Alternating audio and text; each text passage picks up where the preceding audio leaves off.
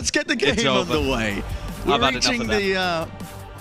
We're reaching the end of the Countdown Cup play-ins here, and we're about to finalize our West teams that are going to be going to Hawaii as well. Some with the Toronto Defiant versus the Atlanta Reign. I think the desk has kind of teed this one up as well, in particular, quite nicely in terms of talking about the seeding and where these teams have landed. I definitely agree with them. I think the Atlanta Reign, especially the Gladiators on the other side, looking like the best teams in the West right now currently.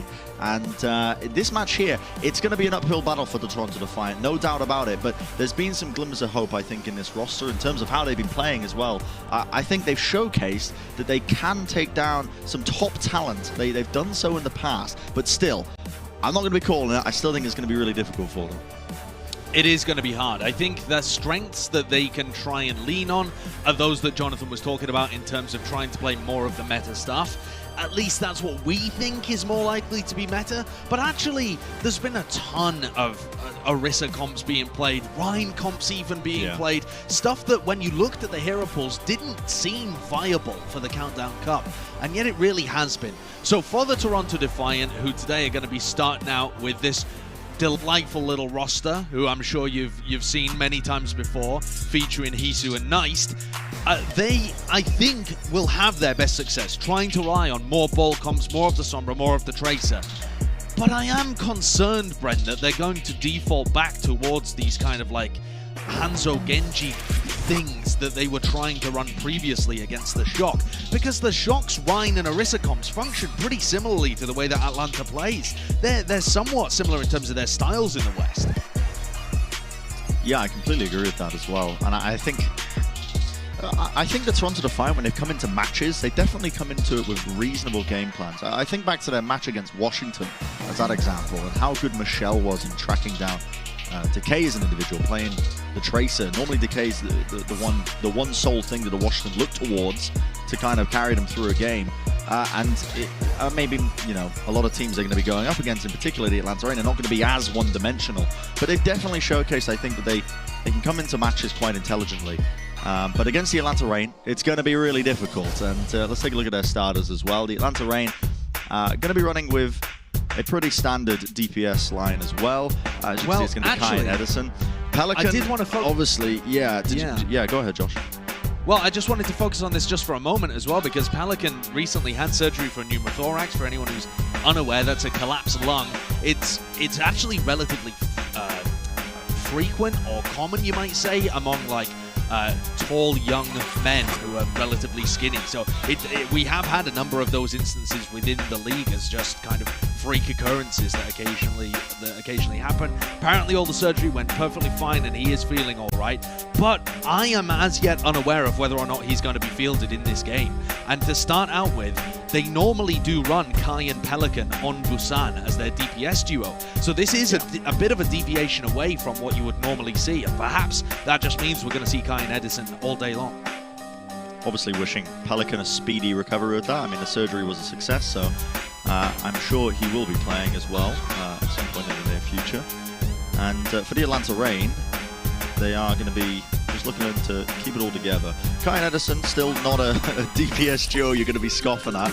I mean, they can still bring the pain in the map. I mean, I think if you're an Atlanta Reign fan, you're not going to be too concerned, honestly, with the comeuppings here, as we're heading into At the same time, though, Bren, a lot of what Atlanta has been doing revolves around Pelican's Tracer, Pelican's Farah. He's the leading Rookie of the Year candidate, I would say, at the moment, and he's even got an outside shot for MVP nomination, you know?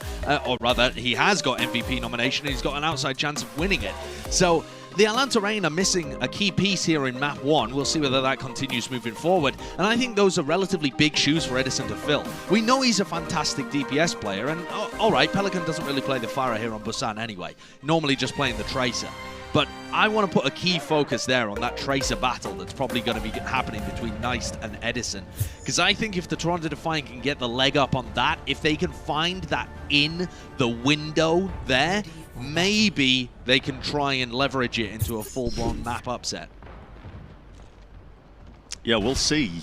I think that's probably what they're going to be looking towards to try and catch the win here today.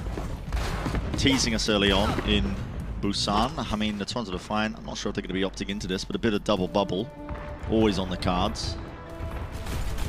reminder as well there from our stats producers with that little factoid. The first reverse sweep of the season was in fact the Toronto Defiant coming back against the Atlanta Reign way early on in our 2021 year.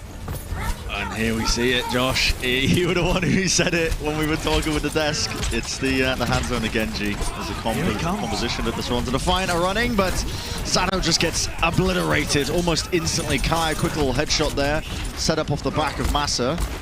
Still, Hisu's going to even things out for now, and as the turret goes down, it means that there's a bit of a small window here for the Toronto Defiant. They are just backing off, kiting towards the tunnel there, that side alley. The Atlanta Reign with a very, very defensive composition. There's the dive attempt right into the back, perfectly timed there from the Toronto Defiant. Hisu with the bubble applied to him. Oh, sorry, I should say Sado, just creating all the space they needed, completely split them up. And Hisu does a lot of poke damage. For Gator, as he's trying to approach with his shield up, Hisu is constantly pounding storm arrows and long-range pressure from distance. And Kai will find it difficult to find those hits. Hisu can play from much further away outside of Kai's effective range. There's an Nana boost right into the back. Sado is going to be building up that primal rage. Offloading straight away. Just about got it off there. Yeah, the amp matrix almost took him out. 61 health. He's not escaping it. Edison chasing him down. Still, the Toronto Defiant play forwards. All of this going on. Hawk actually ended up eating the grab, but with the amount of ultimates that the Toronto Defiant are committing, they're going to be able to close out this team fight. The Atlanta Reign definitely punished them. It was. That was the entire bank. They're broke. They're looking like Northern Rock in 2008.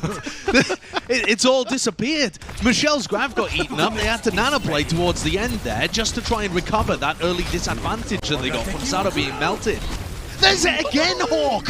Dude, Hawk is on fire right now. Back-to-back ults being 8. The Toronto Defiant now have got nothing in the tank with that. All their ultimates being used up. Obviously, the Atlanta Reign putting out the Molten Core. Safta straight into the back, but Hawk not going to be able to get back into the mech. The Atlanta Reign just need to start to focus onto this point to try and flip it over. The Toronto Defiant playing back as well. He didn't lose anybody else. You've got to ask yourself the question, is it worth it? Is it worth investing all of those ultimates so that you can maintain control? Because now you've given it over to Atlanta Reign. They can start setting up their own win conditions. Deadeye through a window can pick people in an instant. If your positioning is just off for a moment here, is that what they're going for? Nope, just the damage through it. Yeah, the micro missiles and just the spam and the turret, why not? Yeah. All of it just going straight through the amp matrix. It's everything. They can't withstand it. No, an absolutely immense amount of damage there being amplified by Iris. And that's a bit of a reset. Lastro apparently used Nano in the middle of that fight as well. I didn't even spot that. They all just died so quickly. And so he's had his ult reset once again.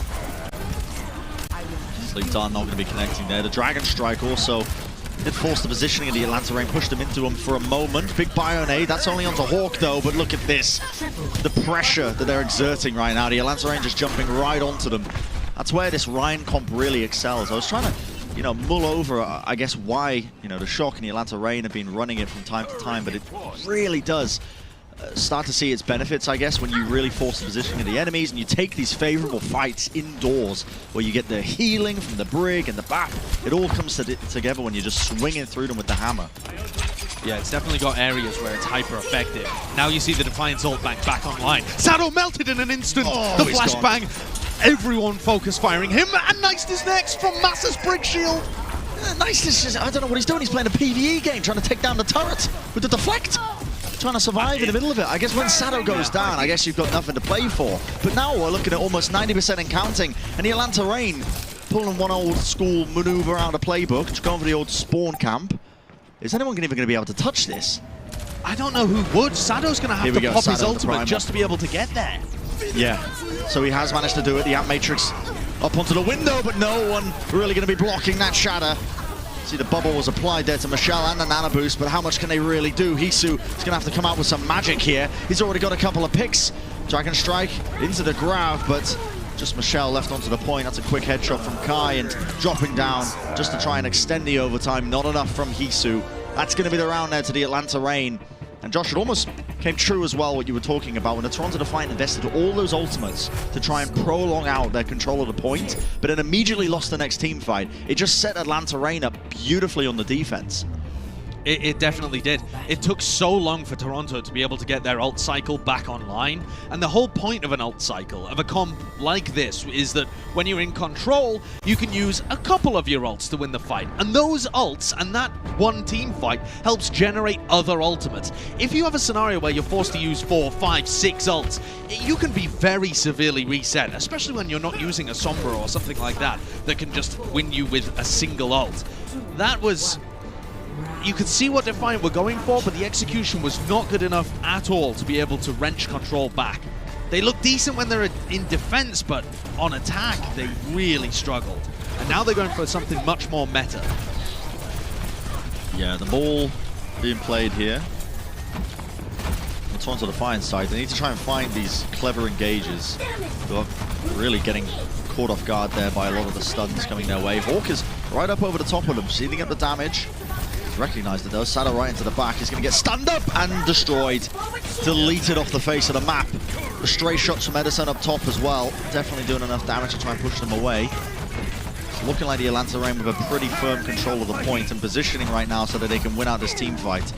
Ooh, that's quite nice. That's a good kill. Hisu's got some nice positioning here, and Iris is under a lot of pressure too. No immortality field available, and Hisu are nice. They're running all over this. Very nice performance. Another great headshot here as well.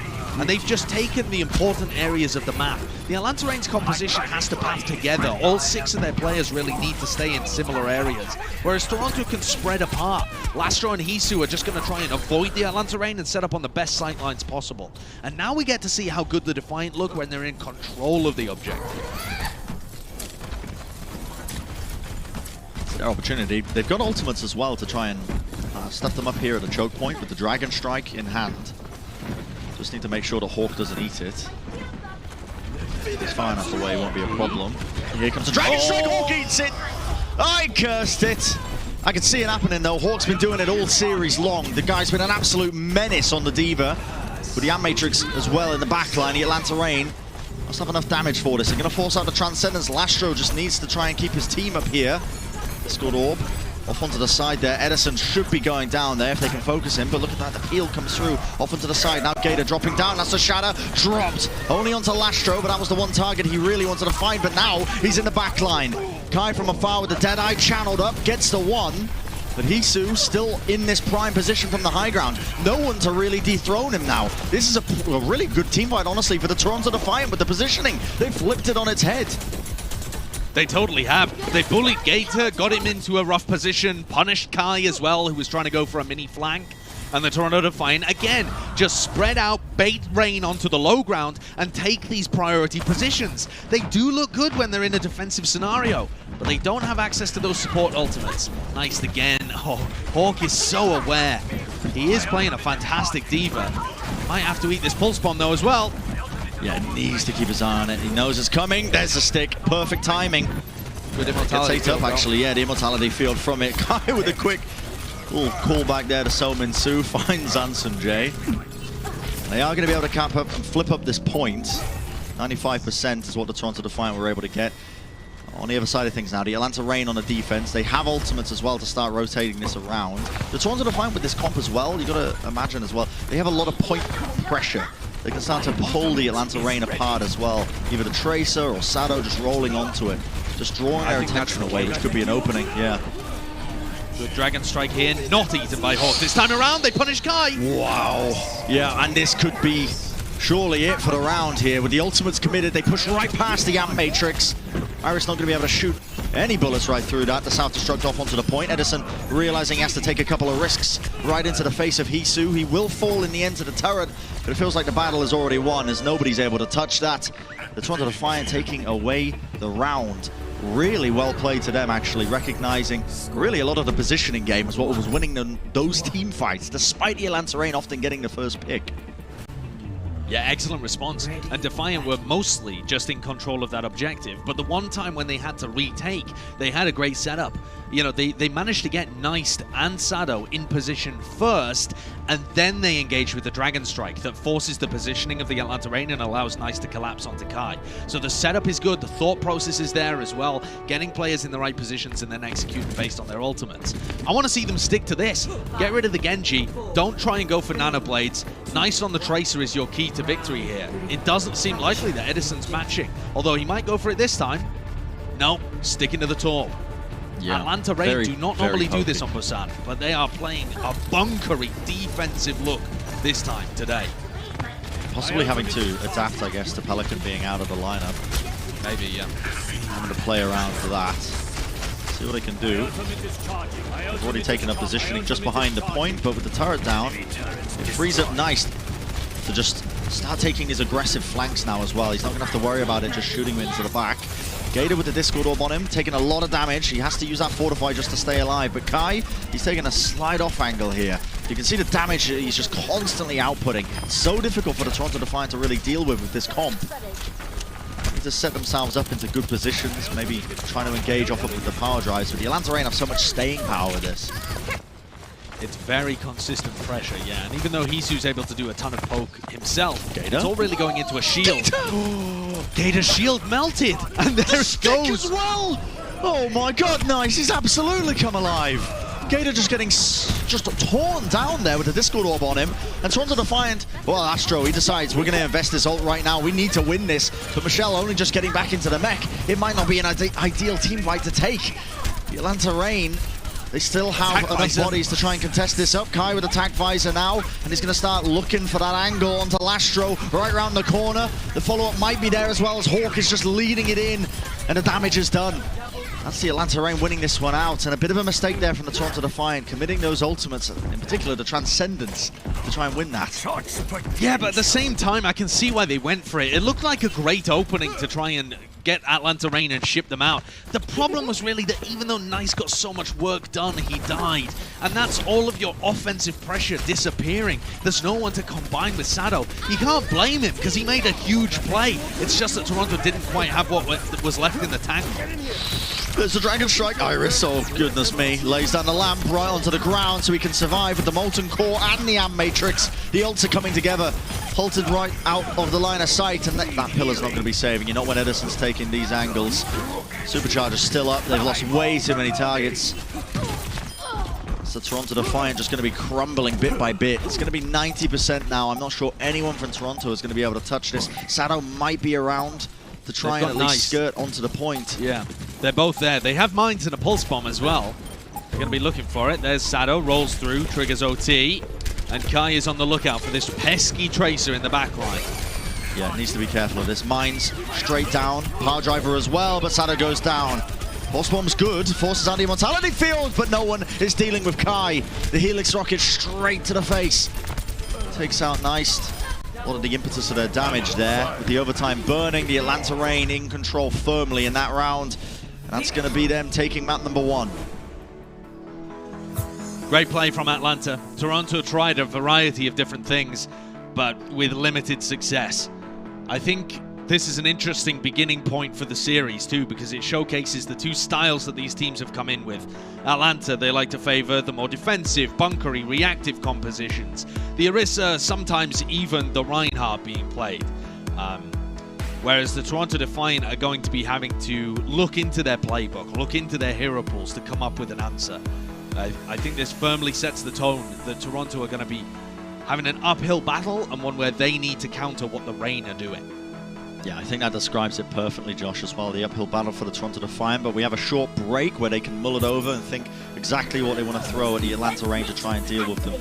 Currently leading 1-0 in the series. The Atlanta Reign looking to maybe secure an even bigger lead. We'll find out just after the break, so don't go anywhere.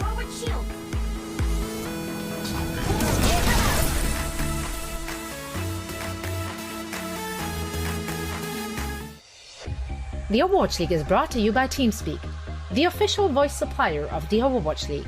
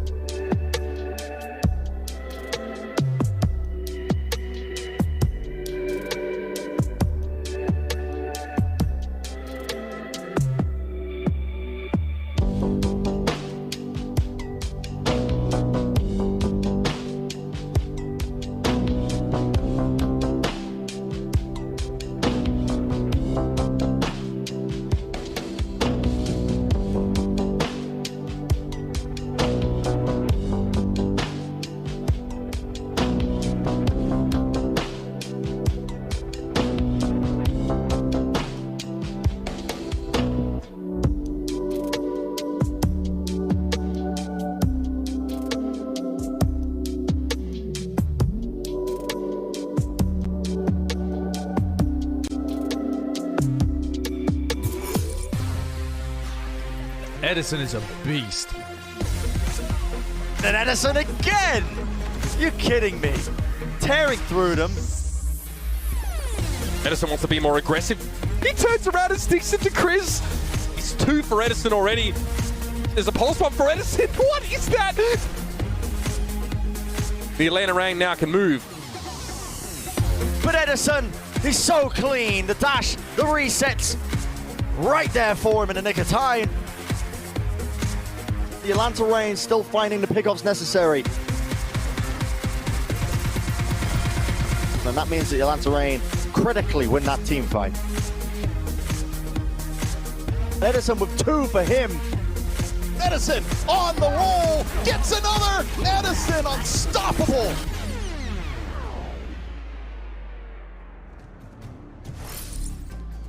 That's right, Edison has been the one who's been stepping up in this series, as Pelican's been out as well. The guy's been playing really well as well around their team in terms of what compositions they want to play. He's been playing very, very well, honestly, all things considered. They're looking to try and keep this lead going as we head into the next map between the Toronto Defiant and the Atlanta Rain. You can see both teams as well just raring to go. Bit of stretching there from Hisu, and we see a sub coming in, Aspire in for Nice. Always a fan of when I see Aspire being played as well. This guy is an absolute nutcase when it comes to the Tracer play. And got such an awesome story this year as well, being like coming in as almost an emergency sub and then becoming a mainstay for this roster and proving himself at the Overwatch League level has been just nutty on a bunch of different picks, Hitscan and Tracer. They've been usually bringing him in to play the Tracer rather than Nice, who has the ability to play Genji because they want to play Genji comps for some reason. But here they've picked Volskaya, so this is, remember, because we're in the knockouts now, it is losers pick. So Toronto Defiant have come out here and picked Volskaya Industries. This, I think, is a great idea, Brent, because the way that Toronto was able to get wins against Paris in their previous knockout game just earlier today was by running these aggressive defenses against the attacking, like, Orisa kind of compositions, or just aggressive defenses in general.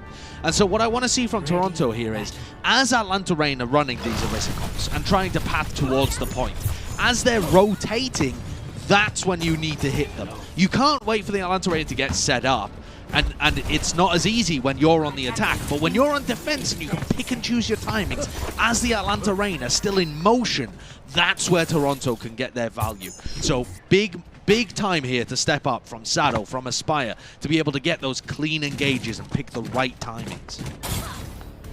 Yeah, those timings have to be impeccable as well. Taking advantage of the Atlanta Rain's comp, I suppose, when they're running this Orisa composition, in particular when they don't have the sim accompanying it, like we saw Dallas were playing earlier today. It lacks a lot of mobility, and you find yourself, that's the weak point. You just got to try and find the right timings for it. See, the arrow was sent straight up in the air there. Defiant just trying to get a bit of info. Good timing.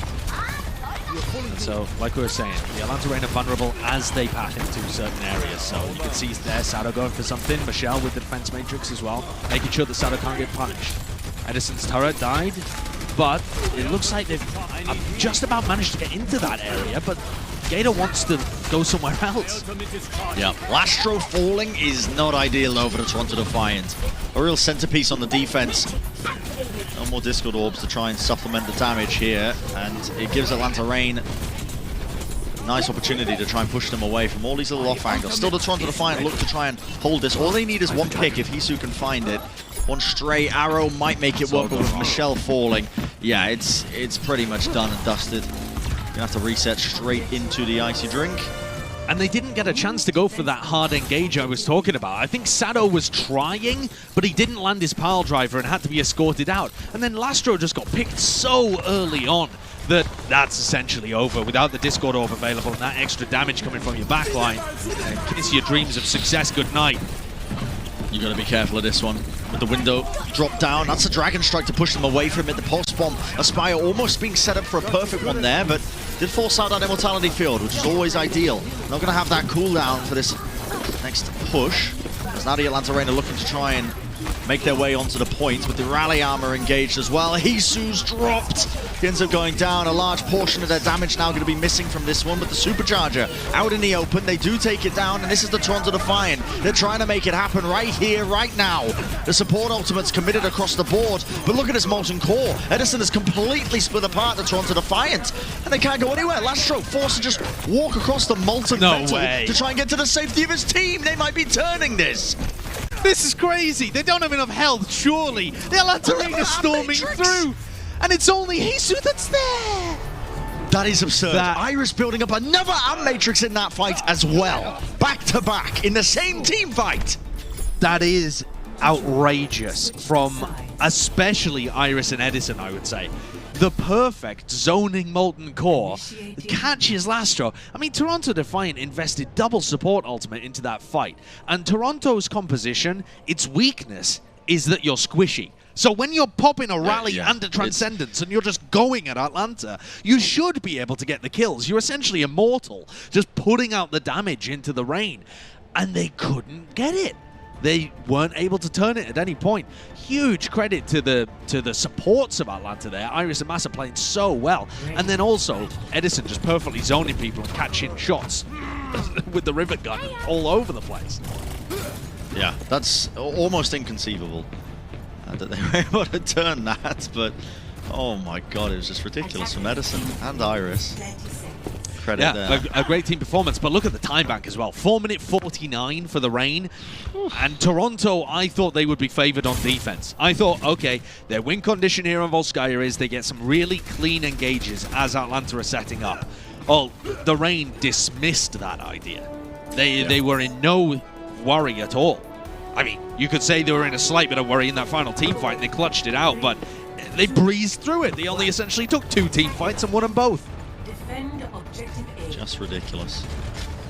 Now the Toronto Defiant are on the attack. Still going to be running the same comp, so they don't have to worry too much about getting caught out when they're trying to rotate. Maybe the backline does here. They're not particularly mobile. You can see them just working together as a group, and the Atlanta Reign are slowly encroaching on their territory. Just right up onto the corner. This is where they want to take the fight, in fact, right indoors, up close and personal. They do need to be careful of Aspire, who's hiding up and down. Just trying to not get headshot there from Kai, just sending out those shots, ringing, but now they move forwards. Flashbang into the Fan the Hammer. It's beautiful work. The Immortality Field to supplement as well, give them a bit more durability. And that's an instantly one team fight. And that's exactly where the Toronto Defiant do not want to take that team fight. Indoors against such a tanky composition that the Atlanta Reign is running, but also good patience from Atlanta. They didn't commit immediately. They made sure that the Tracer was dealt with, pushed away, there was no threat going to be coming from behind, and then they engaged. Great calls from the Reign. They've been so good at that all season long. I'm just looking to try and get past this choke point. The Atlanta Reign are playing a bit further back. They realize that they can give them some space here as they're coming close to these ultimates. Edison as well has the pulse bomb, not going to opt to use it in that scenario. No more recall as well, that got forced out. It's hard for the Toronto Defiant. You can see Aspire's just hunting for an opportunity. The power driver is going to connect onto Kai. That could be one of them. Pulse bomb off onto the side as well, but that catches onto Lastro, just onto the ground. Not actually a stick. The 1-for-1 trading out. Who it's going to be in favor for. Aspire still holding onto his own pulse bomb now. Only 80 health though, and has only just got that recall back. He needs healing right now, but with Lastro getting picked off in that fight, he doesn't have the Harmony Orb online. Self-destruct right over the top, into the back. That's Aspire taken out. Hisu with Hawk out. He's out of the mech. Could be still winnable for the Toronto Defiant, but it's going to be hard. Oh, yeah. Michelle gets caught as well here, and it just looks like it's not possible. Kai essentially killed off Respawn, though. Sato not quite spawn camping, but getting into the backline just as Kai had reconnected. And that means that Atlanta feel incentivized here to use more ults. Yeah, the Supercharger committed there just to close out this team fight is what they're looking for. And it might have pushed a few away, but Toronto are not going for a hard disengage. They're just pulling back slightly, a little micro disengage, keeping Aspire and Sato in good positions. And Hisu finds a pick. Toronto should commit on this. That's right, they're not giving up all of this space. With Hisu finding that pick, it's their time to shine. You can see that they've got pressure now onto the point, already got a single tick. Might be looking for that second one. High ground window. Contestant isn't coming down yet. Now the Atlanta Reign are going to be using it. The window, the mines, just to be essentially taking up a lot of that space there, but the healing coming through is going to be keeping the Atlanta Reign up. Pulse bomb from Edison again. Does not connect. It pushes the Toronto to Defiant away. The tank's very weak in the middle of this, but now the Transcendence committed. That is their time to go. Pushing forwards with the extra healing. Kai going to be channeling that Deadeye. How does he get out of there? Unbelievable. Cannot hide from that bomb, though. Perfect placement from Michelle. Kai and Iris out. Hisu with the headshot onto Edison, dropping down. That is absolutely nasty stuff, and that is exactly what the Toronto Defiant needed. Great shots by Hisu, but I love that combo from the Defiant. Aspire weaves his way in, sticks one bomb to Kai. All right, that didn't work. Michelle, get the bigger bomb. And Michelle just throws in a self-destruct. Well, the Immortality Field can only stop one of them. Overall, a good defense from the Atlanta Reign, but I like the way that Toronto played it as well. A lot of patience being demonstrated from both teams, but still able to find their win conditions. Yeah, the micro disengage that you were calling. Yeah, I think that was really good from Defiant. That impressed me a lot. It's normally only very capable teams that are able to pull that off. I know they're our 4th seed here, but I've still been a bit shaky on the Defiant. They're starting to sell me on maybe some idea of an upset, but it's such an uphill battle. Hawk gets demech though. That's a wonderful start for them. You can see Gator feels pressured enough to use that supercharger just to try and take them out. Hisu, what a shot again. Hisu is unbelievable right now. He is feeling himself on the Hangzhou. So many headshots going his way. In the Atlanta Reign, they've just toppled over. They were hoping to just capitalize off the pressure. Oh, here's the bomb. Nudged off the high ground by Hawk there. He's able to remech. Transcendence forced. Aspire with a pulse bomb might be able to get past this window. Stuns right in front of it. That's so dangerous. Could be dangerous. That pulse bomb, though, they were in great positions for it. I think that was set up by the pile driver. Toronto Defiant in a good position. The Deadeye from the high ground. It breaks one of the shields, but he's gone straight away. And Toronto Defiant, despite the expectations, they are going to get that capture on checkpoint B. Wonderful little individual plays as well coming out from a lot of the members of that team to make it happen. I love that team fight from Toronto Defiant. Hisu's shot to be able to take down Edison is a game changer. It takes out the Tracer. I mean, Edison would have harassed their backlines constantly after getting that pick onto the Hangzhou, and then he would have maybe been able to delay the point, add more pressure, respawners are able to come in. Hisu being able to find that shot, it really does change the tide of the fight, and it goes firmly the way of Toronto after that. And then I just had to laugh, because Kai comes around on the floating platforms with his Deadeye. That's a play I love making in Ranked, and I am in the doldrums of SR. So I had to get a chuckle out of seeing it in the Overwatch League. Yeah, you never expect it, I suppose. I mean, yeah, the unseen cowboy is the most dangerous. It's just coming up over the top, channeling the Deadeye. That was amusing. That was amusing. I equipped my spurs and invisibility cloak. Now the Toronto Defiant. They don't match the time bank, but at least they get a shot at it, and that's better than I guess we're expecting after the pace that Atlanta Reign showed on their attack. Again on the attacking side for the Toronto Defiant now. We're hoping to try and get a speedy checkpoint A capture here. And last time, it was so important that they were able to get players into position. You can remember that first team fight where Atlanta Reign just bunched them up in the corner and were able to execute on them. They do not want that to happen again. Getting your backline through this avenue safely is of the utmost importance. And Atlanta are sniffing blood. Yeah. Gonna try and jump on them here, actually, indoors. Again, this is exactly how the Atlanta Reign won the initial team fight last time. This time, though, the Toronto Defiant, they're backing off, but Michelle gets demeched and Aspire's fallen. Not ideal. Shadow with a power drive just to try and set anything up there, but huge kills. Straight away taken out. Hisu is finding picks. No one's really just putting any damage into him here. With those two pickoffs right now, Toronto Defiant with the closest spawns, we could see a win for them. In fact, look at this, the Atlanta Reign committing these ultimates with the pulse bomb medicine to try and turn this.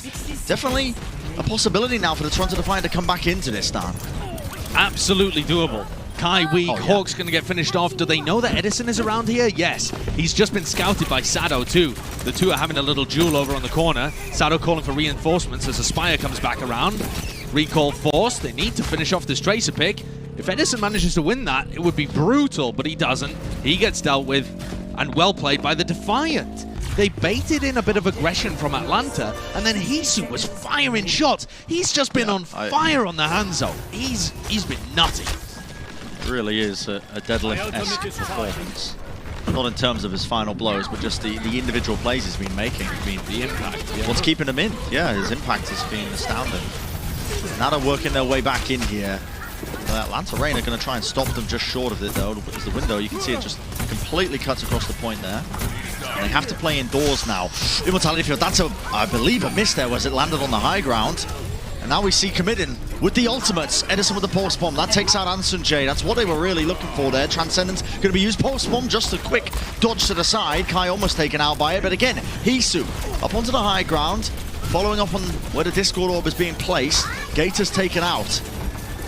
Right before his supercharger as well. Hawk is going to be able to buy a lot of time. He's been playing a great diva this entire season, honestly, but also in the series. Edison against Hisu. Ten health, he kills Edison again!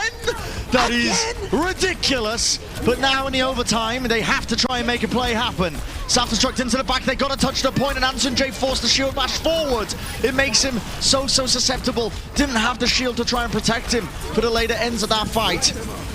Sado now going down as well with the Amp Matrix up onto the high ground. It's impossible for them to contest despite the best efforts of the Toronto Defiant. They're going to be stopped from getting any sort of progress on checkpoint B. Still, they have a chance coming into this series. It's going to be very difficult for them though. Yeah, I am impressed with Toronto, actually. When I was watching their game against the Paris Eternal, everything looked so sloppy, scrappy, and all right, Toronto are able to come out of it in a grueling 5-map series. And even though they're losing here, and, you know, they're not miles behind, but their chances don't even look that great in this second map, their actual in-server performance, what Toronto are bringing, seems to be elevated right now in this big game. Hisu's been able to find picks that are just opening the door, and they're positioning themselves pretty intelligently too. I've got to be honest though, Brendan, you look at the time bank available for Atlanta, and it really looks like Defiant might be playing for a draw. It is so hard to hold for 4 minutes and 49 seconds on checkpoint A. It looks like the best they might be able to do is escape here with a draw, but hey, we've seen miracles, and if Hisu's able to hit shots like he's been hitting all this map long, and manages to find early picks onto Iris or Kai, something like that, maybe the Toronto Defiant can have a much more successful defense this time around. Yeah, definitely got to sing the praises of the Toronto Defiant. Definitely capable as well of taking this map with some immense mechanics, I guess, and individual performances from some of them. But Hisu's been doing it, so maybe he can keep it up now. The Atlanta Reign running a pretty similar comp now. Except Edison is not on the Torbjorn. Trying to work their way in now. You see just playing around the Orisa shield. They can get positioning. Trying to stay loosely together but not too clumped up. That's when the Toronto Defiance comp really comes alive. They can get these big value power drive kills. Hawk D-Mech very early on. That is extraordinary value. Lastro's way too far forward there. No scouting in terms of where Atlanta were. Lastro just trying to get information, trying to get the shots off as well. Taken out. He was the first death last time around as well, Brent. That's exactly how it went down last time. You know, Sado goes for some soft engage. They look in, they're trying to prep, but Atlanta position themselves really nicely to stop any hard engage from really coming through. Lastro feels like he needs to get involved in the front line to generate that kind of value that you get from the Zen, and he just gets punished. The first time it was by Hawk, this time I think it was Gator that ended up getting the final blow. But either way, the Zen fortifying ran at him. Yeah, just positioning himself too far forward in the fight, trying to get value. And now a single tick with 4 minutes. The Atlanta Reign, they're going to drop down the window again. Hisu, what is that? Quick little flick to the side. Someone check his mouse.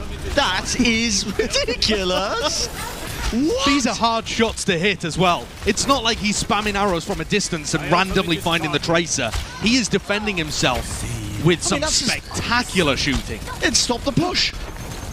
Yep, that's a killer. What? This is why I was saying, Brent. Hello, wait a second. Sado getting punished. I mean, Atlanta cannot turn this one around, though. It's just on the Defiant can punish these people backing off, and it seems like they're being pretty successful at it. Get the stagger on Hawk as well. But this is why, Brent, I was talking about them playing for a draw, because point A, it doesn't really feel doable, but 3 minutes to take a tick on B, I could see the Defiant putting up a serious fight here. Let's take a look at this from Hisu's perspective. I mean, this was something else. Oh my god, he saw him blink across. Oh, wow. He pops the storm arrows afterwards as well, because he doesn't know that he's hit that shot, right? You've only got one opportunity, you just flick, you hope you've hit it. And then he pops the storm arrows afterwards for a more consistent pressure onto the Tracer. Yeah. You see the supercharger come through. That's Michelle getting D-Max, forced to use that supercharger. Does That's take a out good trade. yeah, Self-Destruct takes it out. Now we see them committing the ultimates. Nice stick from Aspire off to the side there. That's the Immortality Field now going to be used. The Atlanta Reign, though, are still healthy, still alive, despite everything being chucked at them right now. The Toronto Defiant are going to have to back off around this corner. But Lastro falls, and Anson J is caught in the alleyway.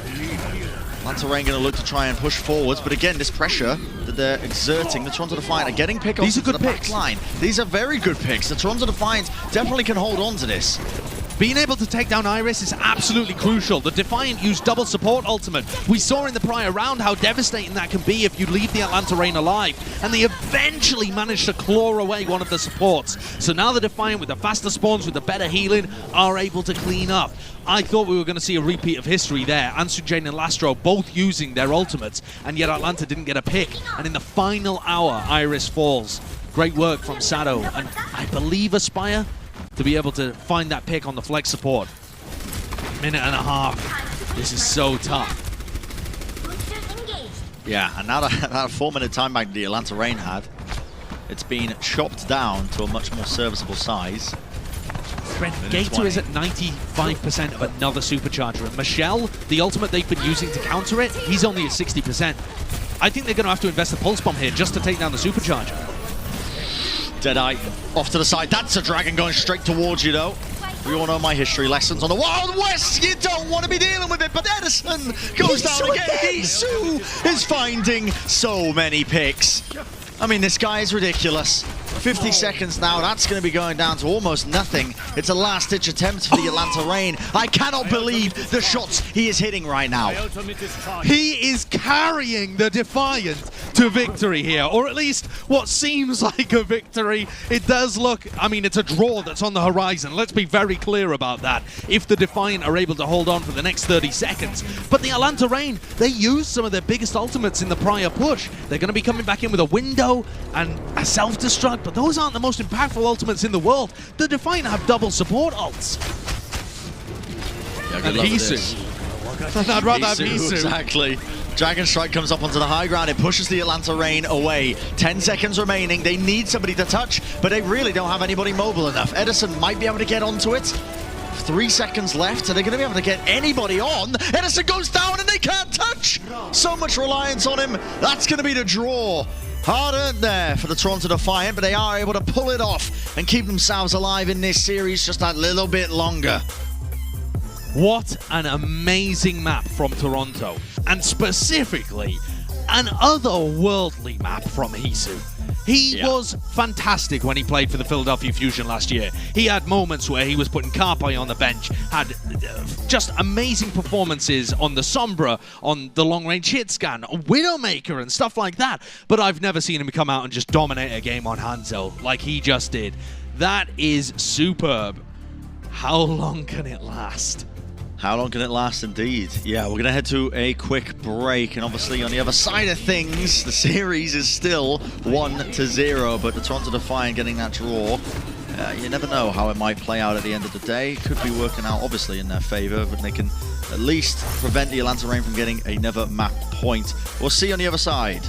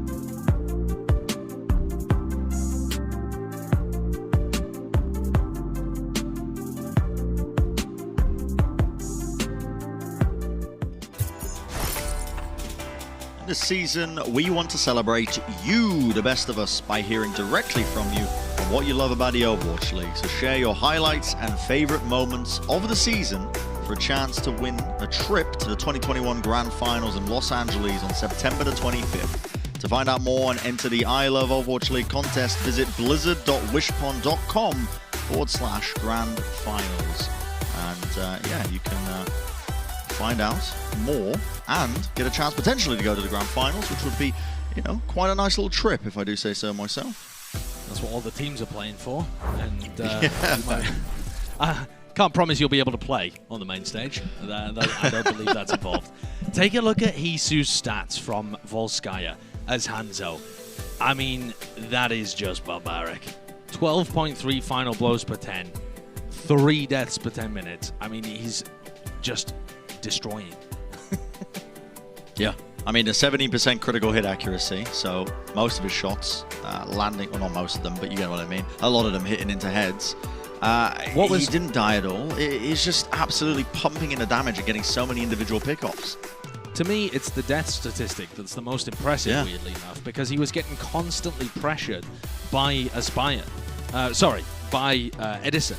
He was getting harassed all the time by the Tracer, and he was just dealing with it on his own. It wasn't like other people were coming and peeling for him.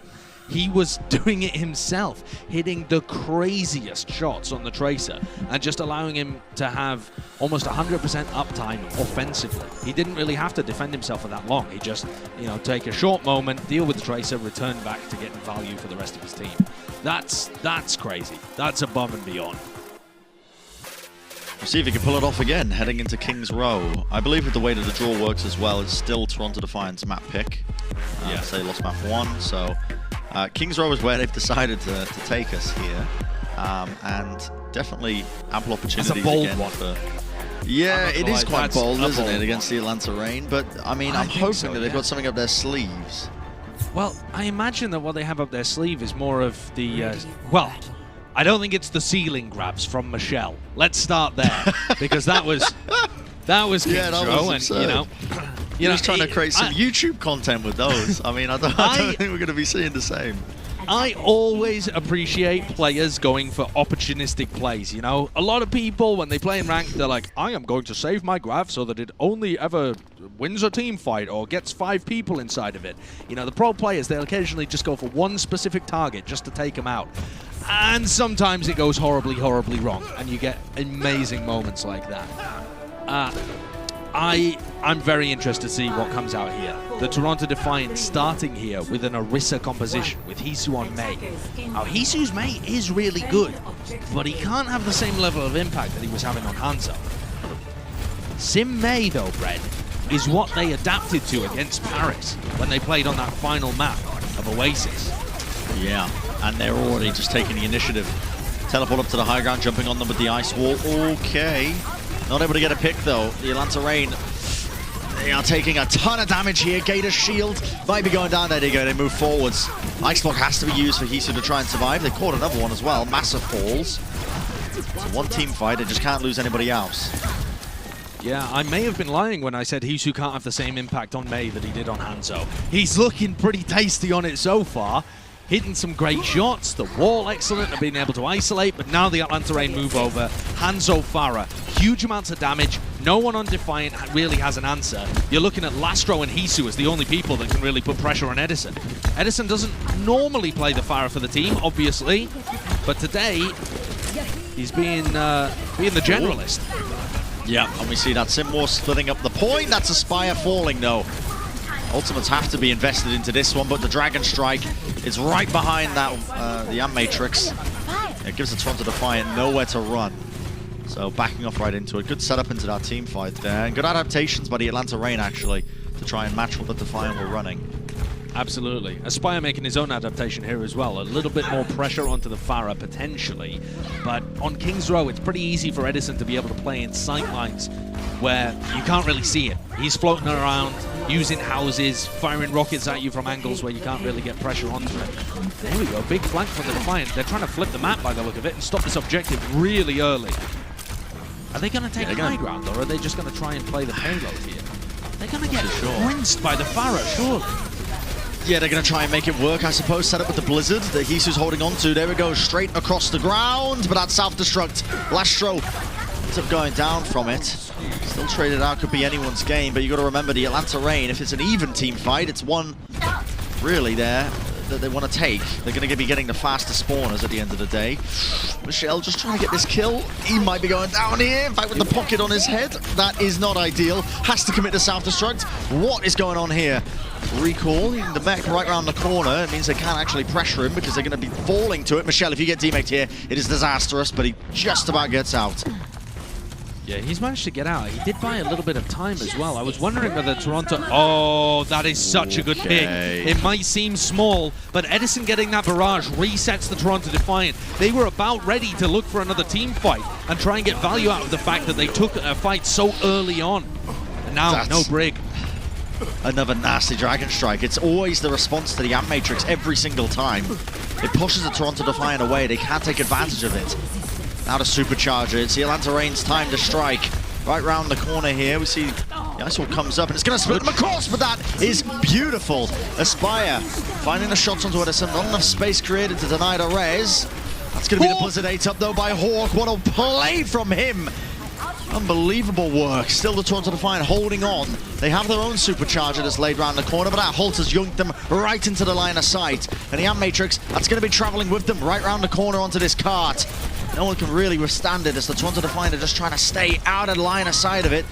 Jumping around this corner. Edison, okay, yeah, he's going to commit the barrage. I was wondering if he was going to be using it here. Just lets it rip and basically puts an end to that team fight. 4 minutes in the time bank. Two fantastic Orissas fighting against each other here. Sato, who got to the grand finals playing this in 2018, and Gator, whose pulls have just been amazing.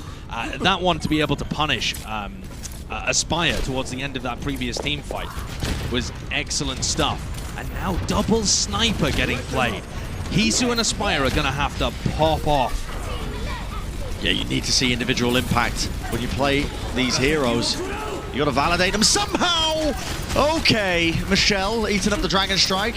Obviously the projectile just peeks its way past that wall and he's able to eat it up. Still, the Atlanta Reign are getting the pickoffs they need here. With Sato falling, they have to remain split up, and the Toronto Defiant, it feels like they're just not getting the damage done with the double sniper composition right now, Josh. No, not at all. They needed to get picks really early in the team fight, and they just haven't found them. Edison's been very smart with how he positions himself.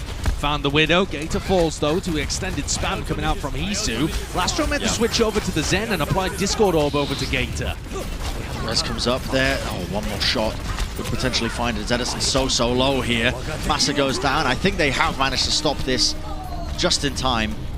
And they have indeed. They're going to be making some swaps, presumably, as Hisu looks to just go back to the spawn door. Aspire doesn't seem to be, though. I'm not sure what's going on here. Maybe Aspire trying to get value out of his ult, slowing people down. Yeah, I think considering it, but then just ended up rotating around to the other side of the point. There was also a cheeky maneuver in the middle of that where Hisu hit a shot on Massa and then Aspire finished off the Mercy. So finding some ways of cross-firing, stopping people from being able to push forwards. Now Aspire pops his ult, and Edison's made the move over to Genji. The Genji is good here. You can take the damage boost and just annihilate these snipers. That is a beautiful bomb from Hawk. It almost caught Aspire as well if he was just a bit more to the left there. Hisu falling is a great opportunity for them, and with Michelle demeched, I mean, are they even going to be able to touch this? Doesn't look likely. That's the Atlanta Reign really just sailing it in. And the Genji adaptation, Edison moving over to it so they can contest the high ground and take that space away from the snipers. Really smart stuff from the Atlanta Reign. Yeah, their adaptations have been excellent. They started out, took a look, saw that there was a Mayhem, moved over to Hangzhou Spark, and then when that ended up failing, went to the Genji. Atlanta Reign have got a big playbook at this point. This is not a team that's new to playing at the top level. Remember, they were the West's representatives at the June Joust and the Summer Showdown. They know what they're doing. They've been around the block. The Atlanta Reign have been a gatekeeper team in prior seasons. That was their branding, their label in 2020. But this year, they are a fully fledged top-tier elite squad. They know what adaptations to make, and their calling is excellent. Toronto, it feels like they're still trying to figure some of that out. The double sniper did work. It's just it only worked for 1-2 team fights, and then Atlanta made a fairly simple adaptation and crushed them. So this is another map, Bren, where Atlanta have put up a stonking time bank on offense. That's going to be tough to match for the Toronto Defiant. But maybe they can do it. We've seen, honestly, very good things from them, even on the prior map on Volskaya and their attack. Good discipline was shown. I think Toronto Defiant definitely a team that play up to their opponents in some capacity, because I mean, looking at Hisu as well, our honest perspective, this guy has just been immense on this role when he's been playing the Hangzhou, finding so many heads with the arrows. Looks like he wants to make a change. No, going to be committing on to the Hangzhou, or not. No, they're going back to this Fondle. Yeah, they've seen what's being played here. I'm wondering what their adaptation is. Hisu's struggling Everything there. can be What's going on? Yeah. All right, And so they go over to the everyone. Tracer Sombra. This is going to allow them opportunities to get hacks onto Iris, try and dive Edison, for example. Edison or Kai are both playing pretty diveable heroes here. The problem is just Mortality Field is available and everyone's doing damage. What? Stormars, damage boosted up. Hisu just trying to get a bit of an off angle to maybe build up that EMP, but that pick, I mean, that shuts it down straight away. This time bank, a minute has been bought off the clock, despite Toronto Defiant making a very quick adjustment to their composition, and Hisu's making a switch. He's off to Sombra. He knows that it's just an uphill battle to build the EMP. I'll tell you what as well, Edison's Hangzhou, from watching him play quite a bit of it in Contenders, is fabulous.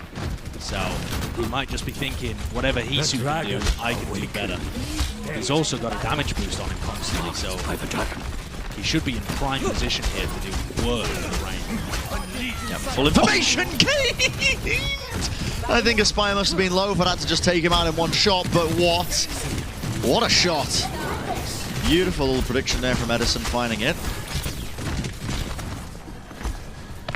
Yeah, nasty kill. Now he's getting close to a Dragon Strike. The Rain are just... this is looking dangerous. 2 minutes on the clock. The Rain have all of their ultimates about to come online. I don't know what the Defiant can do. They need a huge pick. That's good. Kai goes down. The Dragon Strike as well is essentially useless as the Transcendent was used. Toronto Defiant investing both their support ultimates into this one. And Edison, he's a little bit too far forward there. They catch him out. Space created though, as Kai's going to be rezzed and brought back into the fight, but already, look at his damage. Right at the choke point, the Toronto Defiant have got it in spades. It's enough to push them out. A critical team fight when the Atlanta Rain could have been looking to really just cement that defense and start rotating those ultimates. Could have been a full shutout. I definitely thought that's the way that we were headed there. Atlanta looked like they were going to be in position, but they didn't quite get the supercharger early enough, and even if they had, Toronto were running at them with double support ult, and they got those crucial picks. Whenever you pop the 2 support ults and attack when you're running this Ball's End Tracer kind of comp, you need kills, and they did. They found the pick on Kai, then they found another one on Edison. So they mitigated even the Mercy Reds, and still found themselves in a 6v5. Now Aspire, sneaky boy. Set up with Sado as well. Their coordination has been excellent this series. Some good shots. They force out the Immortality Field. And now he's got a free This next pulse. fight, yeah, could be big. Hawk sent in the bomb there into the back, but that's a wonderful shield bash. Aspire got out of there though. Recall available, still holding onto the pulse bomb. Doesn't opt to use it in the end. Feels like the Toronto Defiant have won this team fight out anyway. Ended up committing a lot of ultimates as well in the midst of all of that just to try and close it out, but this card is now going to keep moving with 3 minutes on the clock, setting themselves up for a good fight now as they try and basically close out checkpoint B. Yeah. I'm just taking a look at the backline positioning. The backline is positioned so far forwards currently, and only now Aspire and Sado start moving their way up. They're going to have double support ultimate here from Ansun J and Lastro, so you're expecting Toronto to wait for that to come online and then go very aggressive. The earlier they can force out Immortality Field, the better. So this harassment onto Iris is perfect. Yeah. Deadeye, not going to get much. Pushed around the corner. They're still waiting, Edison. 10% away from the rally. Edison's trying to spot his target, which is actually Hisu. Hasn't actually found him there. Recall's going to be used now. He's quite far forward. Back off. Toronto Defiant want to take this opportunity now to push forwards. Yep, the rally comes through. Lastro also has the Transcendence, so he feels comfortable enough to push forwards. The pulse bomb from Edison is good, but it's on a pretty brawly target. Going to be able to take down the wrecking board that easily. And Hisu, what are those arrows? Definitely just bringing down every target that he sets his sights on. 2! You have got to be joking! Oh, that is absurd! How does he hit those with this level of consistency? I don't know. He's got 90-degree flicks baked into his brain. He knows exactly how he needs to move his mouse. But also, I love the patience from the Defiant in terms of waiting. Then as soon as they have the rally, they know where to engage. They force out Immortality Field. They know their win conditions here. They know how to break these Orisa comps. And I'm so glad they haven't started doing it with the Genji Hanzo. Aspire on Tracer is working wonders here. Yes, the coordination from their team, and they are blitzering through King's Row last. Taking that team fight in style. Sado going down is not ideal for them, but with these pickoffs, they've stalled out this team fight long enough, and the cart is in a dangerous position right now. The Atlanta Reign have to start considering some swaps to try and contest this cart up. Yeah, I'd like to see maybe Gator go over to the ball just so that they have another player to ping-pong off. Hawk is trying to contest the objective, but he goes down so fast. What a stick. Edison finds it with a bomb from Michelle. That's also found Kai. The 1-for-1 trade, no more Mortality Field. The Toronto Defiant are really rolling through them now. Every ultimate being committed because they know it's within their sights, within their grasp, and that is going to be the capture. A better time being set by 6 seconds here for the Toronto Defiant. Score. What a game we've got on our hands. Toronto have stepped up. They're looking great. Volskaya ending in a draw. Here, it's just a knife's breadth between these two teams. You could not separate them. Only 6 seconds difference, that's nothing in the grand scheme of things. This is all going to come down to these extra rounds being played. Oh my, the Toronto Defiant, they are really impressing me, Brent. Because a lot of this season, we've seen Toronto be a slow-paced team that waits around. They're trying to play reactively, but they don't understand when to go. They don't have that killer instinct, that player on the team that's calling the engagements. Well, now they are. I don't know who has stepped up here. Obviously, Hisu when it comes to the actual fragging department, but somebody is making these excellent engagement calls. And it's making all the difference for Toronto. They're still able to control the pace of the game, but then they can just explode with this aggression. And it helps that Hisu's hitting shots like that too. Yeah, ridiculous. Toronto defended last time with Orisa. They did indeed. They've actually opted into this Wrecking Ball now. Hisu is still going to be on the Hangzhou, understandably so not going to be playing the Tracer Sombra into this one. The Atlanta Reign, they take a peek, they know what they're running. They haven't seen an Orisa on the field, and now they've seen the Wrecking Ball, so they know what's coming their way. Big power drive engaged, but the stun comes up, and that's Sado taken out. I believe that was just a flashbang, and potentially the shield bash as well, to just chain up Sado so he couldn't roll anywhere. Locking him up like that, vitally important if they want to be trying to take this now. Edison, that is an aggressive angle to be taking straight through Hotel, and he's instantly punished for it. The battle cattle into the back, and suddenly this is extraordinarily scrappy. Atlanta Reign have taken a tick, 52%, and they've also weirdly taken arch control as well, trying to punish some spawners perhaps.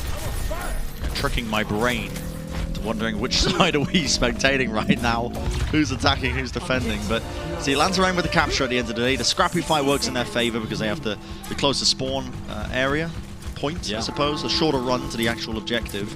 And now you can start to get this cart rolling. It's a dangerous team fight, this next one as well, because assuming the Atlanta Reign are going to win it, you then get into the overtime scenario, and that's the danger zone where you start to potentially see snowballs operating. Hisu with the Dragon Strike around the side. Are they prepared for it? Forces out the Immortality Field. It's a bit of a weird angle. Immortality Field down, but the damage, it's definitely being done. Michelle is going to eat up that Dragon Strike, but it's a consolation prize, I think, because the team fight is already over. They've lost way too many players. Caught out into the alleyways. They had nowhere to run with that backline. Now the Atlanta Reign, they win out that team fight. 14 seconds left. The Defiant are going to be able to respawn and get this contest going just before checkpoint B comes through. Defiant double support ultimate available, so they can look to try and take a really aggressive fight to defend checkpoint B. What I'm looking at here, though, is that the Reign have a rally to be able to respond with, and the longer this team fight goes out, the more likely Gator builds up to a supercharger. I love this. Create space, push them back. They know that Sado and Aspire are behind. They always are. And here come the Defiant. The battle cry of the brig. Self-destruct over the top. 0.19 meters. Sadow's going to go down. The Defiant, they're trying to push them off. They're trying to end it right here. Transcendence is going to get used just to try and heal the rest of the team. Michelle desperately needed a healing. The burst comes through anyway, and Michelle's taken out the bomb from the grave of the 2 kills, but it's a capture anyway. Despite that, it's still an overtime fight, and a Toronto Defiant might look to still invest to try and win this one out still. Hisu gonna get taken out there. Hawk finds him. Guy says, how? Not sure what that's in I don't even know what response that's... to. No idea. Maybe some kind of wild shot. Did he get killed by the Michelle self-destruct? Who knows? Yeah, maybe. Toronto are not going to be thinking about anything that's written in chat right now. They desperately need to stop this payload. Let's get into the overtime. Very, very dangerous. The spawn times are going to get longer and longer. Dragon Strike to push them away from that left-hand approach. Edison has the high ground. It's going to be the counter Dragon Strike, though. Hisu, he sends it straight down the middle, and it's definitely forced them away. And around, Aspire into the backline. The overtime almost burning away from them, and there it is. Finally, they get the stoppage there as the payload almost reached the end of King's Row. Not the best result from the Toronto Defiant on the defense. They probably would have hoped to at least get that payload at least stopped, I think, somewhere just before checkpoint B, ideally. Yeah, but at the end of the day, it's still a winnable scenario. If they can do it, so can they, as we see the sides are going to be swapped around. The Toronto Defiant on their attack side now. Yeah, but that was just so impressive from Atlanta. They stormed their way through. And really, the big moments to me are Atlanta being able to win point A essentially uncontested. They just waltzed in, made it chaotic, and got the picks that they needed to. I mean, Gator was fortified, running through the archway, gunning down Lastro in the backlines. You know things have gone wrong there for the Toronto Defiant's defense. And then being able to set up their ults very nicely, with Gator having... Look in this fight, how long this Supercharger lasts for. Look, the Supercharger, they pop double support ultimate, they push forward, and the Supercharger only eventually gets taken out by that 2K self-destruct. That's not good enough from the Defiant. And they lose a really pivotal fight. You could say, all right, if the payload stops before checkpoint B, it's pretty winnable. Now, the Defiant have to come out with something ridiculous. Oh yeah, I mean, it's going to be hard for them. But it's not over. It's not over just yet. Still pull something out here. The Atlanta Reign obviously are not skirting away from these Orisa-based compositions. This time Edison is on the Tourbillon, which is going to make Aspire's job a lot more difficult. Oh wow, good scouting. Yeah. The Arrow spots them all as they try to rotate around here. Sadow's eating a lot of damage from that turret that's just tucked around that corner. You can see Hawk is in danger. That's going to be the Wasted D-Med. immortality field was late. Yeah, now they don't have that cooldown. It's on to Defiant. They can hold on for the moment and just eat up a lot of the damage coming their way. They can definitely try and win this one still. An even fight. Still going to be favoring them if they can get any more kills off the back of this, but the way this has gone, no. The support line just pushed and pressured inside this building. Not possible for them. A minute now. And Hawk's going to be able to rejoin the rest of them before Toronto are in a position to push. Early Sonic Arrow this time. Gives them information if they try and go for a hotel push, as they did previously. Hisu spams on the turret. That's important. That helps Sado and Aspire set up a dive. Yeah, always got to take it out, but now the Atlanta Reign trying to set something up of their own. Window dropped into the hole from Gator, but obviously that didn't get too much, but it almost coordinated up a little kill. Sado falls anyway. That was locking him up again with the crowd control. Hawk just trying to mark Aspire, make sure that Aspire can't get into the backline here. But now they're trying to Defiant. This is how they want to take the approach. Dragon Strike into the corner. That's massive with nowhere to go. This good orb on him as well. Bursts straight through. Gator with the Supercharger. It's still staying up, and Gator's still alive somehow with the Molten Core on top of it. No one can really play into them here. The Defiant. Now into the final 10 seconds. The rally is going to be committed, but Kai answers back again. The Deadeye. Locked onto them, channeled up. They can't play around this one. It's going to get 8 up in the end, but Aspire's in the back with this post bomb. It needs to get something big. Right around the corner, Sado falls. Another window brought up. Hisu and Aspire, they have to do something massive to try and compete, but no one's going to be able to touch. The self-destruct and the window just push them all away, zoned them out. That's going to be the Atlanta Reign taking that map away from them. This series, it is back and forth, and it is going the distance, but it's still the Atlanta Reign with the edge in most scenarios. Absolutely. I mean, Atlanta and Toronto were neck and neck when it came to the regulation time, but in those extra rounds, Atlanta just found another level to be able to go to. These superchargers are staying alive for way too long, and on their offense there, it really felt like Sado and Aspire couldn't get enough done. You saw from their perspective multiple times how effective Atlanta Reign were at shutting down their threats. Even towards the end, Edison on Torbjorn just throwing down his Molten Core all over as a zoning tool. It's very, very difficult to crack these bunker compositions, especially when Atlanta are playing them. They're so clean. Certainly is. The Atlanta Reign with their coordination, their adaptations over the course of this series, that's what's been really prevailing for them. And we're going to see on the other side of the break if the Toronto Defiant can claim that map win that they're looking for to prolong out this series. Or is it the Atlanta Reign walking away with it and getting another spot in Hawaii? We'll find out in just a few, so don't go anywhere. Go. Push the bomb. Hunter bitch, Go. Break one. 어디도 넣어. 보러. 디바. How many? Just one. 프리드. 한조 탑랩. Nice job. Overmap. Overmap. Yeah. Two things there.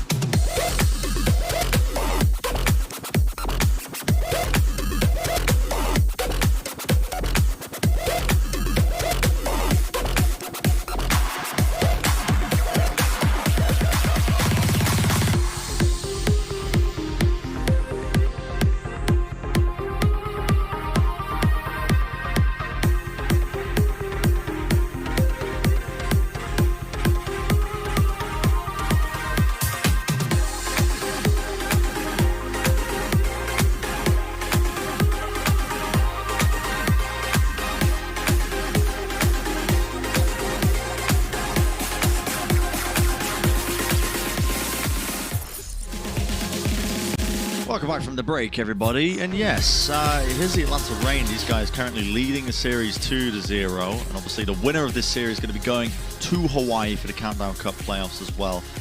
Vitally important that they win this one. But they've been doing it without Pelican, who hasn't been in the starting lineup. And for some of you who may be just tuning in right now and maybe don't know, he's actually been in the hospital and had surgery for a collapsed lung.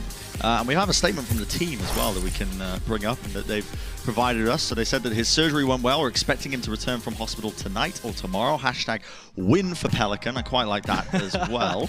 Yeah, and so that's fantastic news, honestly. We're all been rooting that he had a successful recovery. And there's a picture of him in the hospital as well, in good spirits as well. And, you know, Atlanta Reign, the entire team currently battling, I suppose, in part for Pelican as well. Win for Pelican, which I think is lovely. It is very lovely. And of course, best wishes to Pelican. Hope he recovers very speedily as well. I'm sure the Atlanta Reign are thinking the same. And yeah, this is the journey. This is an important point in the season still for the Atlanta Reign, because they're battling with other teams that could theoretically supplant them from that guaranteed playoff position up in the top three, with themselves, the Shock, and the Dallas Fuel currently in those 3 spots. But with extra league points up for grabs when it comes to the Countdown Cup, those standings can shift around, so it's not like the pressure has been relieved at all towards the end. Having said that, this team is one of the best in terms of having extra DPS players that they can field. This trio of Kai, Pelican, and Edison is just absurd. Heading over to Route 66 now as the next map. Of course, still the Toronto Defiant's pick, because it is still loser's pick in this system. And yeah, Josh, I mean, you mentioning the standings and how, I guess, the Countdown Cup might eventually shake things up. I'm thinking as well, coming into a lot of these matches, I haven't mentioned it, but I think it's vitally important for a lot of these teams to get as much playoff experience, as much experience playing in matches with a lot on the line, high stakes, right in the lead up towards the actual playoffs for the overall season. I think every team is going to be looking for as many opportunities as possible to get into those situations, especially competing against, I guess, the East region as well, because, I mean, the Atlanta Reign, of course, they've been in a lot of these tournaments before in the past, so they're no strangers to it. But I'm looking at, you know, the Toronto Defiant, for example, in the off chance they do manage to come back in this series, or even in the next series they've got coming up as well, with the Shock versus the Gladiators. These teams need this experience leading into the playoffs itself. It's almost as important as the prize pool and the actual league points in some manner of thinking. Yeah, I would definitely agree with you. And I think even for the Atlanta Reign, as the best team in the West right now, you just want to know if what you're running with the Orisa and the Reinhardt, they're probably going to pull out Ryan on Route 66 later on. They've been doing it before. You want to know if that can actually hold up against the best Balls End Tracer teams in the world. It works against a lot of teams in the West. Does it work against the best teams in the East? Those kind of questions you can only really get answered when you go to Hawaii and figure that out. That could be crucial experience and information when we get into the postseason proper. And they're rolling out with a very similar composition that we've seen pretty much the entire time. The Defiant also on the other side of things, playing their comfort, looking for ways to just kind of break through this defense. Hisu has been an absolute phenom when it comes to running the Hangzhou. The arrows he's been able to hit, the opportunities that he's found this team have been ridiculous. 60% already to the Dragon Strike. So he just needs to take out that turret now, but the Toronto Defiant just trying to take advantage of the Atlanta Reign when they were rotating around, and he's done it again. That was for info. I'm not even sure that was supposed to be a kill. And he's already built up a Dragon Strike so early on. That's so fast. He routed the Reign. The way that the Reign's composition wants to play, they want to play in small enclosed areas. So they're looking to get inside Big Earls and bait the Defiant down into the push. Force them to contest the objective and put people in vulnerable scenarios. And Hisu just destroyed them. I mean, that is the Hisu diff that we've been talking about. This guy, I mean, the Toronto Defiant, they would love to have that playoff experience. They'd love to get up in the standings off the back of a good finish in the Countdown Cup. And this is their opportunity to do so right here, right now. They've got to come back against the Atlanta Reign, who are essentially on map point here in this series. A great start for them as well, just completely collapsing onto the Atlanta Reign, not letting them get set up in the slightest. Yeah, this is destruction at this point. They use Rally in the midst of that fight, again, finding the Atlanta Reign as they're pathing towards positions. You don't want the Reign to have the time and the space to be able to set up.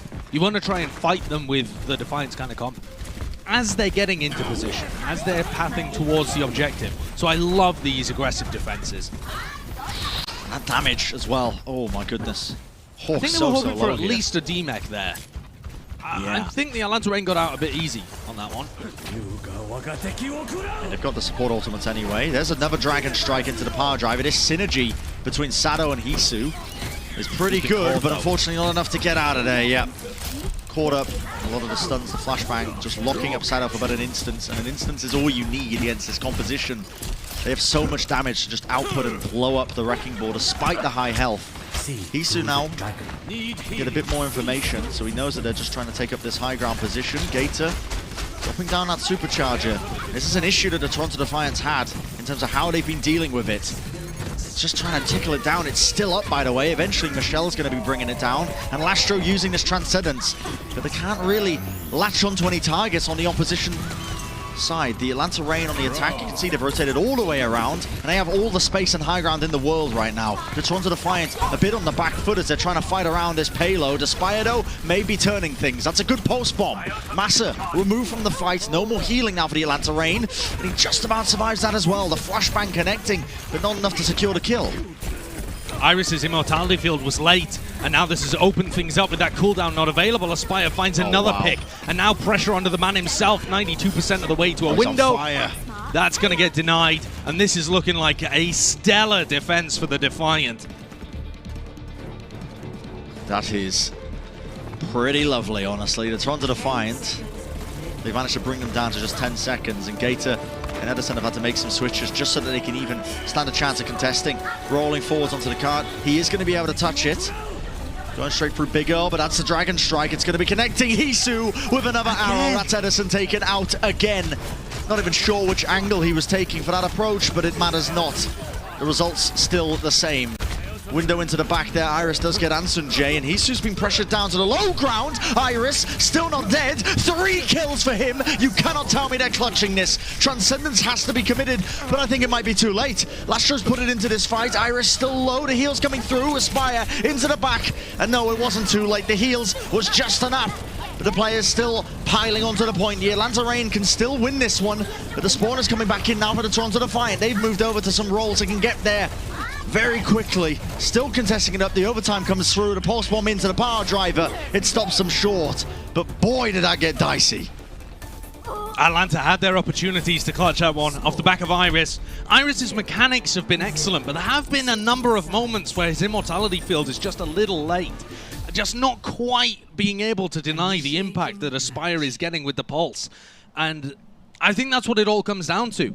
That entire push was stopped because Aspire got the pulse bomb onto Massa, and it was effective.